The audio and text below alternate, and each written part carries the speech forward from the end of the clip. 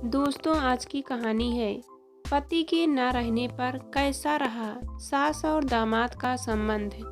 कहानी पसंद आए तो वीडियो को लाइक एवं सब्सक्राइब जरूर कीजिएगा। मॉल की सीढ़ियां उतरते वक्त मैं बेहद थक गई थी। अंतिम सीढ़ी उतरकर खड़े खड़े ही थोड़ा सुस्ताने लगी। तभी पीछे से एक मोटरसाइकिल तेजी से आई। उस पर पीछे बैठे नवयुवक ने झपटा मारकर एक झटके से मेरे गले में सोने की चैन तोड़ ली और लपक झपकते ही मोटरसाइकिल गायब हो गई। मेरे मुंह से कोई बोल फूट पाते इससे पहले ही एक दो प्रत्यक्षदर्शी चोर चोर कहते मोटरसाइकिल के पीछे भागे, पर 5 मिनट बाद ही मुंह लटकाए वापस लौट आए। चिड़िया उड़ चुकी थी। मेरे चारों ओर भीड़ जमा होने लगी। कोलाहल बढ़ता ही जा रहा था। थकान और घुटनों के मारे मुझे चक्कर से आने लगे थे। इससे पहले कि मैं होश खोकर जमीन पर गिरती, 2 मजबूत बाहों ने मुझे थाम लिया।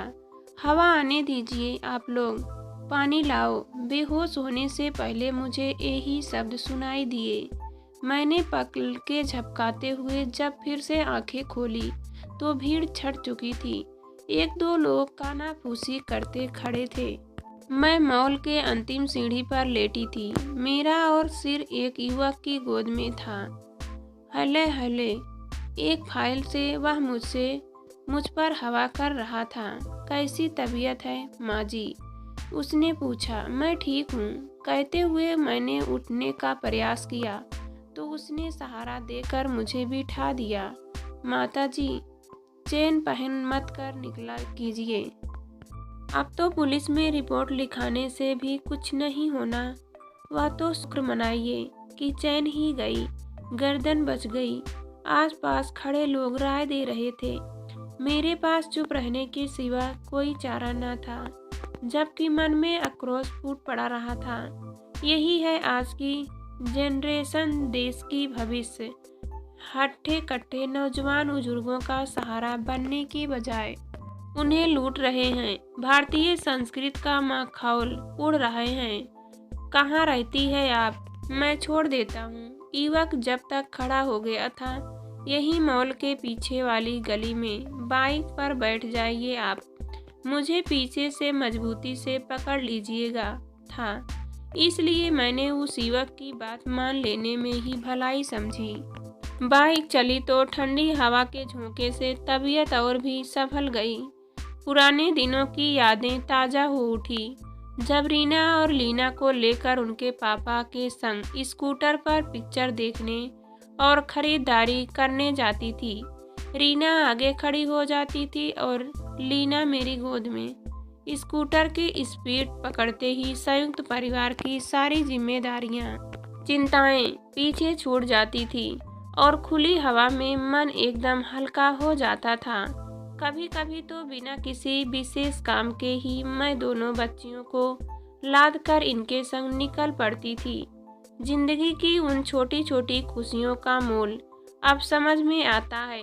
बस यही नीले गेट के बाहर मिनटों का फैसला सैकड़ों में ही तय हो गया था। अरे, यहाँ तो ताला लगा है, युवक ने चौंक कर पूछा। मैंने हंसते हुए चाबी निकाल ली। चैन जाने का गम काफी हद तक अब कम हो गया था। वह इसलिए कि मैं अकेली ही रहती हूँ। आओ अंदर आओ। ताला खोलकर मैं उसे अंदर ले गई। फ्रिज से पानी की बोतल निकाली, खुद भी पिया और उसे भी पिलाया। युवक बैठक में सजी तस्वीरें देख रहा था।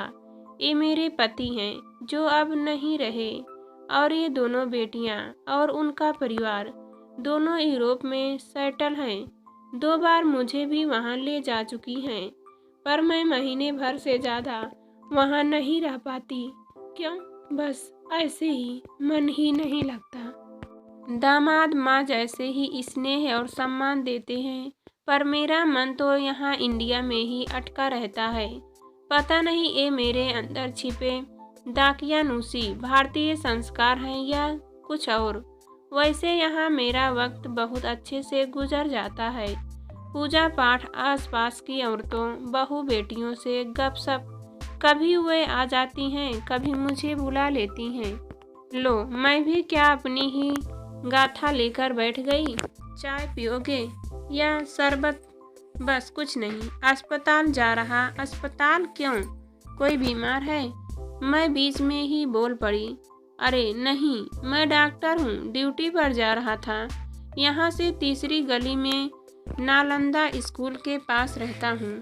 कभी फुर्सत में आऊँगा आपकी चाय पीने। अच्छा बेटा, मदद के लिए बहुत बहुत धन्यवाद। क्या माँ जी, आप भी बेटा कहती हैं और धन्यवाद देती हैं? वह मुस्कुराया और किक लगाकर चलता बना।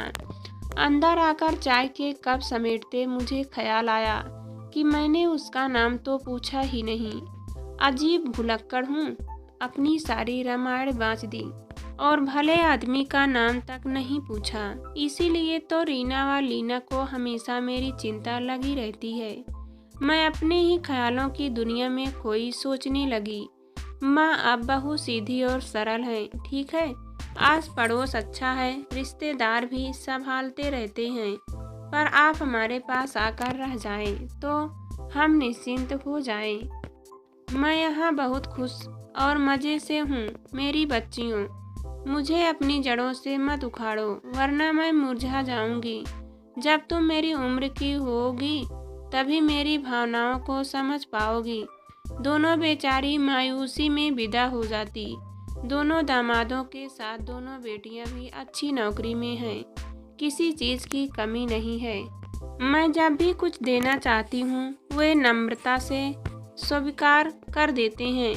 बस नाती नतिनियों को ही देकर मन को संतुष्ट कर लेती हूँ। पिछली बार जब दोनों आई तो मैं बैंक से अपने सारे गहने निकला लाई। तुम दोनों ये बराबर बराबर बांट लो। मुझ पके आम का क्या भरोसा कब टपक जाऊं। दोनों में पटरी समेटी और फिर से मेरी झोली में रख दी। हमारी तो शादी वाले गहने भी यहाँ इंडिया में ही पड़े हैं माँ, वहाँ इन सब का कोई काम नहीं है। आप ही इन्हें बदल बदल कर पहना करें, थोड़ी हवा तो लगेगी इन्हें। मेरी पिटारी ज्यों ही त्यों वापस लॉकर में पहुँचा दी गई थी। दोनों दामाद भी मेरी बराबर परवाह करते थे। अभी कल ही छोटे दामाद ने याद दिलाया था, मम्मी आपके रूटीन चेकअप का वक्त हो गया है, कल करवा आइएगा। मालिक को बोल दिया है ना, मालिक हमारा विश्वपात्र ऑटो वाला है। कभी भी कहीं भी फ़ोन करके बुला लो, मिनटों में हाजिर हो जाएगा। यही नहीं, पूरे वक्त बराबर साथ भी बना रहेगा। घर का ताला खोलकर सामान सहित अंदर पहुंचाकर ही वह लौटेगा। अगले दिन वह वक्त पर आ गया था, लेकिन ड्यूटी पर डॉक्टर नरादर था। मुझे बैंक पर बैठाकर वह डॉक्टर का पता करने गया। तभी सफ़ेद कोट पहने, गले में स्टेथोस्कोप लगाए वहीं युवक मुझे नजर आ गया। अरे माँ जी, आप यहाँ? सब ठीक तो है ही। रूटीन चेकअप के लिए आई थी, लेकिन डॉक्टर सीट पर नहीं है। कौन? खुराना जी? वह तो आज छुट्टी पर हैं। दिखाइए कौन कौन से टेस्ट चेकअप आदि हैं। वह कुछ देर पर्ची पढ़ता रहा था। इनमें से तो 2 तो मैं ही कर दूंगा और बाकी भी करवा दूंगा। चलिए आप मेरे साथ। तभी मालिक भी डॉक्टर के छुट्टी पर होने की खबर लेकर लौट आया था। मैंने मालिक को पूरी बात बताई और बोली, बेटे तुम्हारा नाम क्या है? तो परवेश। इसे कितनी देर बाद बुलाऊं? आप इसे रवाना कर दीजिए। टेस्ट होने तक लंच टाइम हो जाएगा। मैं घर जाऊंगा तो आपको भी छोड़ दूंगा।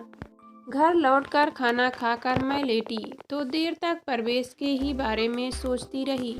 कितना अच्छा लड़का है, दिल का जितना अच्छा है उतना ही प्रोफेशनली साउंड भी है। पूरे वक्त माँ जी का पुकारता रहता। अस्पताल में तो सब मुझे उसकी सगी माँ ही समझकर ट्रीट कर रहे थे, पर अब तक मैंने उसके घर परिवार के बारे में नहीं पूछा। शादीशुदा तो क्या होगा, कुंवारा ही लगता है। चलो कल उसके घर होकर आती हूँ। पता बताया तो था उसने। अगले दिन ही मैं ढूंढते ढूंढते उसके घर पहुँच गई। वह अस्पताल से लौटा ही था। अरे माँ जी, आप? मैं तो अभी आपके पास ही आ रहा था। ये आपकी 2 रिपोर्ट तो आ गई है, ठीक है। एक कल आएगी। मैं पहुंचा दूंगा, आप बैठिए ना। उसने कुर्सी पर फैले कपड़े समेटते हुए जगह बनाई। अकेला हूँ तो घर ऐसे ही फैला रहता है। क्यों, घर वाले कहाँ गए? मम्मी पापा और बड़े भैया, बस ये 3 ही लोग हैं। परिवार के नाम पर बड़े भैया एक दुस्साध्य बीमारी से पीड़ित हैं। मेडिकल टर्म में आप समझ नहीं पाएंगी।